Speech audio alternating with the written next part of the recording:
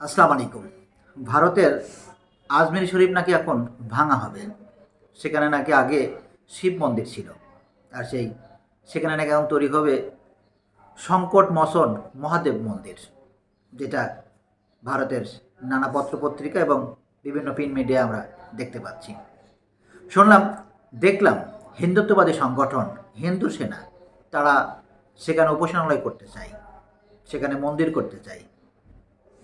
তারা বলার চেষ্টা করছেন যে মৃৎশিল্প থেকে শুরু করে প্রত্নতাত্ত্বিক নানা ধরনের নিদর্শন নাকি আগে থেকেই সেখানে ছিল, আর তার উপরেই নাকি এই আজমির শরীফ করা হয়েছে। কি অদ্ভুত! যেটা আমরা আগে কোনো দিন শোনেনি সেটা এখন শুনছি। নিশ্চয় আপনারা দেখেছেন যে ভারতের ঐতিহাসিক সেই বাবরি মসজিদ, যে বাবরি মসজিদকে নিয়ে নানা ধরনের ঘটনা ঘটেছে, নানা ধরনের দাঙ্গা সৃষ্টি হয়েছে।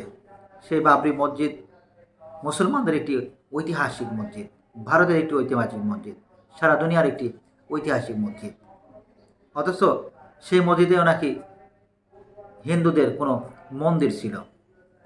তারপরে নানা ধরনের দাঙ্গা, আদালত, এরপর সেখানে আবার মন্দির তৈরি হয়েছে।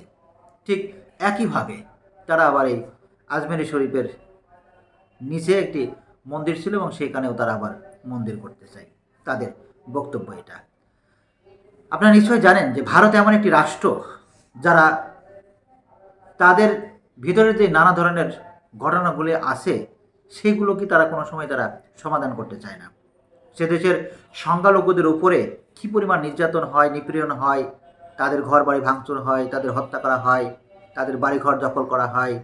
অথচ তারা অন্য রাষ্ট্রকে নিয়ে নানা ধরনের প্রোপাগান্ডা তারা তৈরি করেন। বাংলাদেশে কি হচ্ছে, কোথায় কি হলো কি না হলো, তারা কোন প্রদেশটা তারা কোন জায়গাটা নিতে চায়, কে সরকারি থাকলো, নানা ধরনের আপনার চিন্তা তাদের মধ্যে থাকে। নিশ্চয়ই আপনারা দেখছেন এই ফ্যাসিস্ট পতিত সরকার পলায়নের পর থেকে তারা কি পরিমাণ ভুয়া তথ্য দিয়ে সারা দুনিয়ায় তারা সেটাকে ফেব্রিকেশন করে রংচং মাখিয়ে তারা সমস্ত ভুয়া তথ্য ভিডিও ছড়িয়ে তারা এই বাংলাদেশকে একটি অস্থিতিশীল পরিস্থিতি তৈরি করার জন্য, সাম্প্রতিক দাঙ্গা তৈরি করার জন্য তারা নানা পায়তারা করছেন। অথচ অথচ ভারতের মধ্যেই যে এত ঘটনা, তারা সংখ্যালঘুদের উপরে যে পরিমাণ নিপীড়ন নির্যাতন করে সেটা তারা কোনো সময় তারা বলতে চায় না। তারা সবসময় এই বাংলাদেশকে নিয়ে তারা পড়ে রয়েছেন। আবার তো দেখছেন ভারতের বিজেপি সরকারের অনেকেই তো বাংলাদেশের নানা জায়গা তারা নিয়ে নেওয়ার জন্য নানা ধরনের মিছিল মিটিং, নানা ধরনের কথা বলছেন। কি এক অদ্ভুত ব্যাপার না? মানে তারা প্রতিনিয়ত মানুষের জিনিস, মানুষের জায়গা দখল করতে করতে তাদের একটা অভ্যাস হয়ে গিয়েছে। তারা চায় বাংলাদেশের এটা দখল করতে, বাংলাদেশের ওটা দখল করতে। করেছেও তো তাই। গত 16-17 বছর ফ্যাসিস্ট পতিত সরকারকে ক্ষমতায় রেখে তারা এই বাংলাদেশের বহু সুযোগ সুবিধা ফায়দা লুটে নিয়েছেন।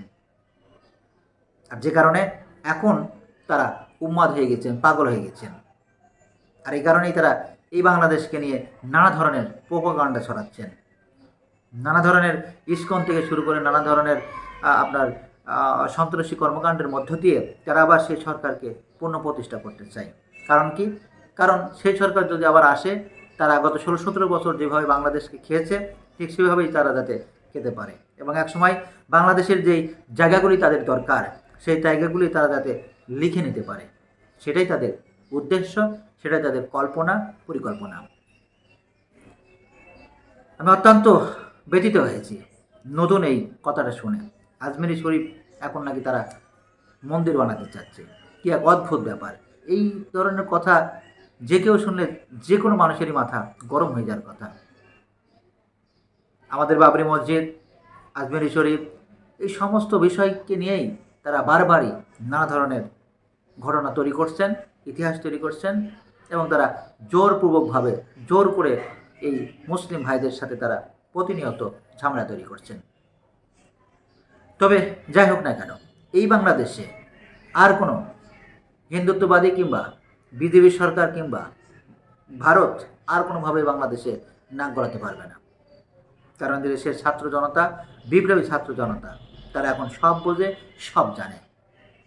তারা আর কারো দাসত্ব করতে চায় না, গোলামি করতে চায় না। এই বাংলাদেশে একটি সুন্দর আগামীর দুর্নীতিমুক্ত বাংলাদেশ গড়ে উঠবে, এবং আমরা পৃথিবীর সমস্ত রাষ্ট্রের কাছে আমরা মাথা উঁচু করে দাঁড়াতে পারবো, সেই আগামীর পথ চলাতে আমরা এখন পথ চলছি। সবাই ভালো থাকবেন। আসসালামু আলাইকুম ওয়া রাহমাতুল্লাহি ওয়া বারাকাতুহু।